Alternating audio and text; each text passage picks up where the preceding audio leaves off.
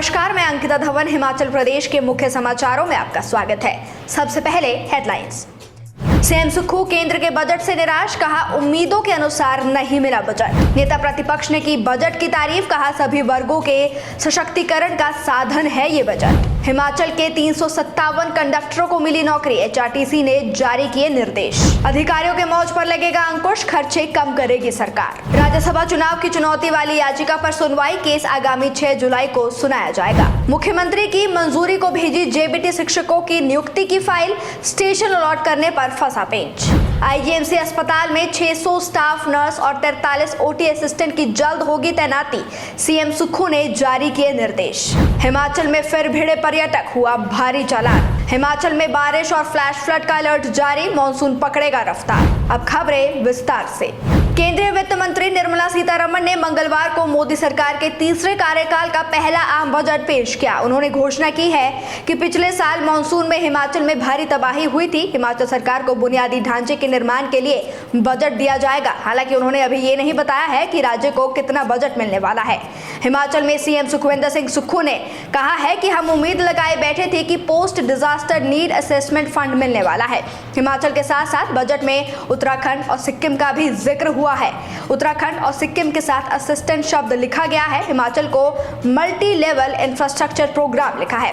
उन्होंने कहा है कि जब बाढ़ उत्तराखंड और सिक्किम में आई थी तो वहां असिस्टेंट दी जाती थी, लेकिन हिमाचल के केस में ऐसा नहीं हुआ है और भेदभाव भी किया गया है। पूर्व मुख्यमंत्री एवं नेता प्रतिपक्ष जयराम ठाकुर ने शिमला में जारी एक बयान में कहा है कि भारत के यशस्वी प्रधानमंत्री श्री नरेंद्र मोदी के तीसरे कार्यकाल का पहला बजट विकसित भारत के लक्ष्य को साकार करने की दिशा में एक मील का पत्थर है। इस बजट में सरकार ने सभी वर्गों के सशक्तिकरण के लिए प्रभावी कदम उठाए हैं। गरीब, युवा, नारी, अन्नदाताओं से लेकर करदाताओं के हितों को ध्यान में रखते हुए राहत दी गई है।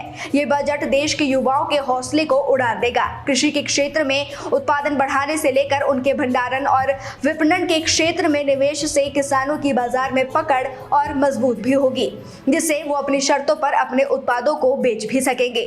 राज्य सरकार के उपक्रम हिमाचल प्रदेश पथ परिवहन निगम ने मंगलवार को 357 नए कंडक्टरों को नियुक्ति दे दी है। निगम प्रबंधन ने कंडक्टर भर्ती में पास करने वाले अभ्यर्थियों को नियुक्ति के आदेश जारी भी कर दिए हैं। अनुबंध पर भर्ती इन कंडक्टरों को औपचारिकताएं पूरे करने के बाद ज्वाइनिंग दी जाएगी। 1 वर्ष की अवधि तक इन्हें 12,120 रुपए प्रति माह वेतन मिलने वाला है। इनकी बस सेवाएं शुरू करने से पहले इन्हें 15 दिन तक ट्रेनिंग भी दी जाएगी। हिमाचल प्रदेश के प्रत्येक व्यक्ति पर 1,16,180 रुपए का कर्ज हो गया है, जो कि देश में अरुणाचल प्रदेश के बाद सर्वाधिक है। इस आर्थिक बदहाली से प्रदेश को बाहर निकालने के लिए मुख्यमंत्री सुखविंदर सिंह सुक्खू द्वारा गठित रिसोर्स मोबिलाइजेशन कमेटी की मंगलवार दोपहर बाद सचिवालय में अहम मीटिंग हुई है। इसमें अनावश्यक खर्चे कम करने, सरकारी गाड़ियों व अफसरों की मौज रोकने और अफसरों का युक्तिकरण करने जैसे सुझाव पर चर्चा की गई है। कैबिनेट सब कमेटी के सदस्य एवं टीसीपी मंत्री राजेश धर्माणी ने कहा है कि प्रदेश में जितना टैक्स इकट्ठा हो रहा है, लगभग उतना ही पैसा लोन की किस्त और ब्याज चुकाने में जा रहा है, इसलिए कदम उठाने जरूरी है। आर्थिक स्थिति में सुधार के लिए आने वाले दिनों में सख्त निर्णय लेने पड़ सकते हैं। मुफ्त की सेवाओं में भी कटौती हो सकती है।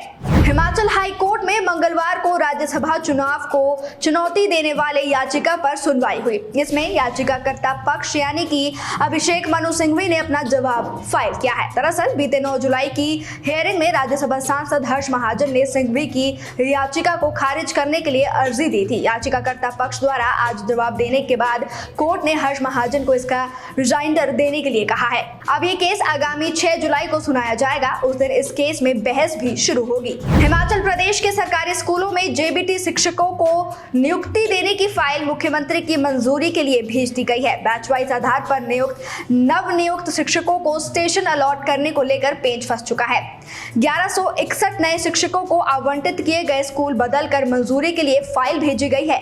मुख्यमंत्री से हरी झंडी मिलने के बाद ही अब स्कूलों में जेबीटी शिक्षकों को नियुक्तियां दी जाएंगी। प्रदेश में 5 विद्यार्थियों की संख्या वाले करीब 700 स्कूल मर्ज किए जाने हैं। कुछ जिलों में बैच वाइज आधार पर चुने गए शिक्षकों की सूची जारी हो चुकी है।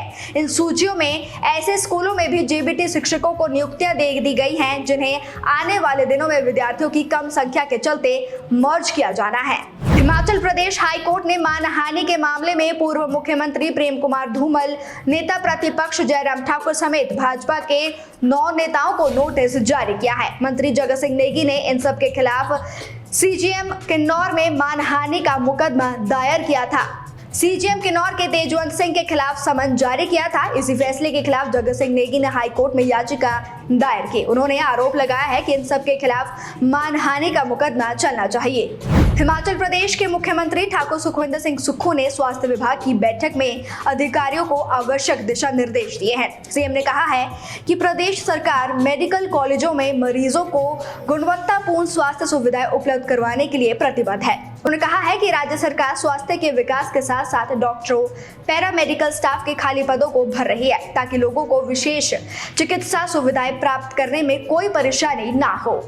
उन्होंने कहा है कि आईजीएमसी शिमला में बेहतर चिकित्सा सेवाएं और अटल सुपर स्पेशलिटी संस्थान चमियाना में डॉक्टरों के पदों को भरकर विशेषज्ञ चिकित्सा सुविधाएं प्रदान की जा रही है। प्रदेश सरकार आईजीएमसी शिमला के इमरजेंसी मेडिकल विभाग को सुदृढ़ करने के लिए भी प्रतिबद्ध है। यहाँ चिकित्सा अधिकारियों के 30 पद भरे भी जा रहे हैं। हिमाचल की राजधानी शिमला में हरियाणा के टूरिस्ट स्थानीय लोगों से भिड़ गए। यहाँ ओवरटेक करने को लेकर विवाद हुआ था। इस दौरान टूरिस्ट आपस में भी उलझ गए। उन्होंने शराब पी रखी थी, पीकर ही गाड़ी चला रहे थे। पुलिस ने इन पर एक्शन लिया है। शराब के नशे में गाड़ी चलाने और ड्राइविंग लाइसेंस न होने पर चालान काटा गया है। बिना लाइसेंस के वाहन चलाने पर 5,000 रुपए का चालान काटा गया है, जबकि शराब के नशे में वाहन चलाने पर जुर्माना कोर्ट तय करेगा। जानकारी के मुताबिक सोमवार शाम को शिमला रेलवे स्टेशन के पास थार में हरियाणा के 5 से 6 युवक आए थे। यहाँ उन्होंने पहले एक गाड़ी को ओवरटेक किया और फिर स्थानीय लोगों से बहस की। इस दौरान थार में ही सवार एक युवक ने गाड़ी चला रहे साथी को कहा कि तू गलत जगह ओवरटेक कर रहा है। इस पर आपस में ही लड़ पड़े। युवक ने अपने ही साथी को सड़क किनारे लगी रेलिंग के ऊपर से नीचे फेंक दिया। मौके पर मौजूद लोगों ने बीच बचाव पर लड़ाई भी रुकवाई थी। हिमाचल प्रदेश के कई भागों में आज भारी बारिश का ऑरेंज अलर्ट जारी किया गया है। राजधानी शिमला में मौसम खराब बना हुआ है। सुबह शहर व आसपास के भागों में रुक रुक कर बारिश हुई है। मौसम विज्ञान केंद्र शिमला के अनुसार राज्य के कई भागों में 24 से 27 जुलाई तक भारी बारिश का येलो अलर्ट जारी किया गया है। प्रदेश में 29 जुलाई तक बारिश का दौर जारी रहने का पूर्वानुमान भी लगाया गया है। आज के मुख्य समाचारों में फिलहाल इतना ही। बने रहिए नेशन स्पीक्स के साथ।